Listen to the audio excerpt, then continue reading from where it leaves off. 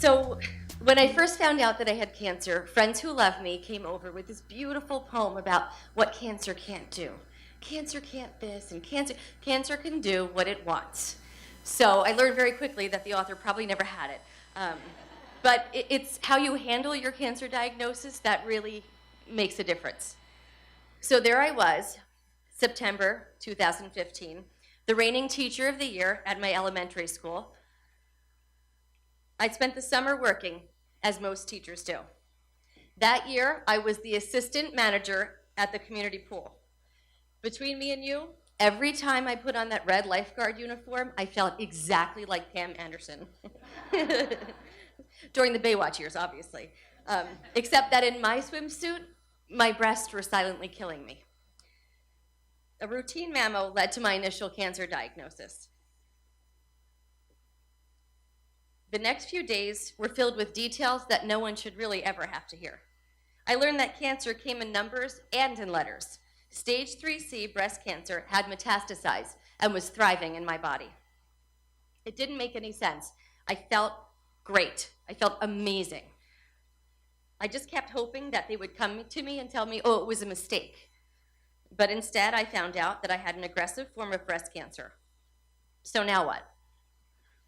I spent a lot of time in my life learning to navigate challenges, especially while raising two sons as a single parent. The boys were 2 and 3 when their dad moved out. They were 11 and 13 when I was diagnosed. When I told my ex-husband about my diagnosis, he reminded me that I had to live because raising the boys would be entirely too much work for him. It's a true story. We laugh about the irony of his statement now, but I promised to live, and then I prepared to battle for my life. My friends and family threw me an inappropriately hilarious boot voyage party. They deserved a proper send-off. After all, my double Ds had been at many a party, and sometimes were the star. So, on a warm Indian summer day in 2015, I had both of my breasts removed. I was too petrified to feel anything. So on that day, I was numb. Just numb. Unfortunately, things did not go well with the double mastectomy, so I spent the next 10 days fighting to stay alive. I never imagined that one person could go through the amount of pain that I went through. And the area where my right breast used to be swelled up so much that it actually became a double G. I'm laughing because one of my nurses is here and she was in the room. I can still hear, the doctor came in, and to help solve the problem, he poked 20 holes where the nipple and areola used to be. And then he pressed down with all of his might, trying to drain the mighty infection below, but it didn't work. I can still hear myself sometimes screaming in the pain when I think back, so I just keep myself really busy so I don't have to remember. So 10 days in the hospital turned into 18 months of hell. There were 12 surgeries altogether, including the radical hysterectomy, the kidney surgery, the gallbladder removal, and at least 4 surgeries to make my not so pretty naked body less hideous, but they were all epic fails. It was my choice. I chose not to use implants. So they weren't exactly successful, but life goes on. At some point throughout the treatment, the medicine that I was taking, the AI that I needed to stay alive, also lost control of my bladder. It caused bladder control loss. So I got to wear diapers for 5 whole months before we solved that problem.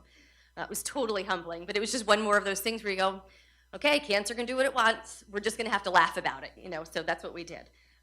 The low point in my journey came 8 months in. My body was so swollen and, as you've heard, filled with steroids. I ballooned to 180 pounds. My legs were so weak and in so much pain that I needed a wheelchair to get around. I was in excruciating pain all of the time. I was weak. Too weak for words. Sorry. The kind of weak where you don't care if you die. Because dying would make the pain disappear. And one day the pain just got to be too much. It got the best of me and I collapsed on the floor in the bathroom. My fists were clenched in pain, and I remember begging God to make the pain stop. And at some point, I just passed out. I needed God to take this from me. I needed the pain to go. It was all too much. And after I passed out, I felt God carry me to my bed. Except that it wasn't God who carried me to my bed. It was my teenage son who would come home and found me on the bathroom floor.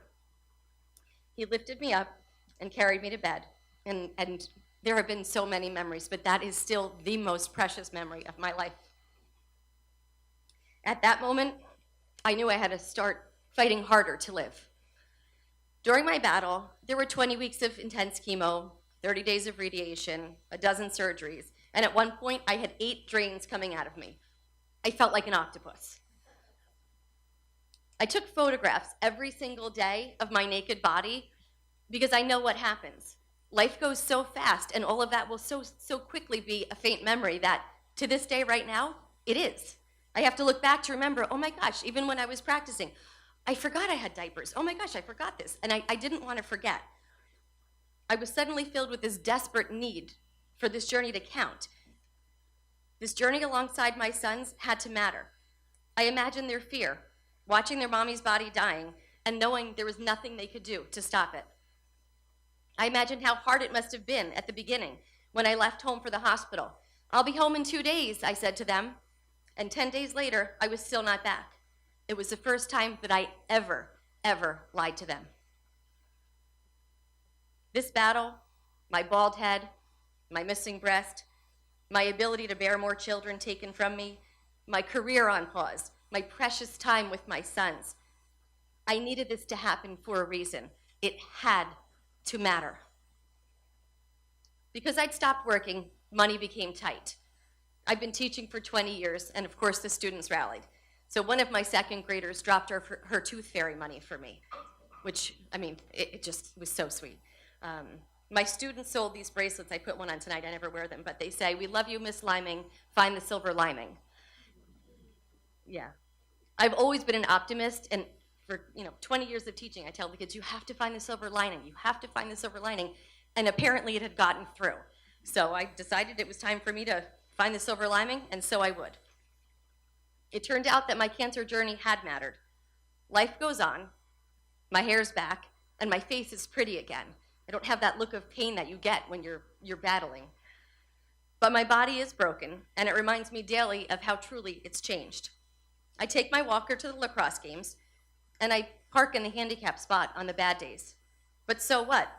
I'm here, and I matter.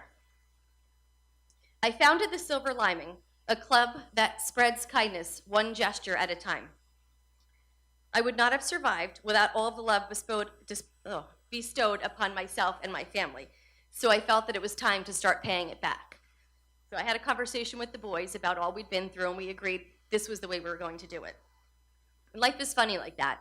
When I was dying, I had talked to the boys and said to them, it's not going well. I will let you know when mommy's dying. This is not that day. But we had to have conversations. So I had mentioned to them, I'm kind of a nag, and they love that about me, I swear.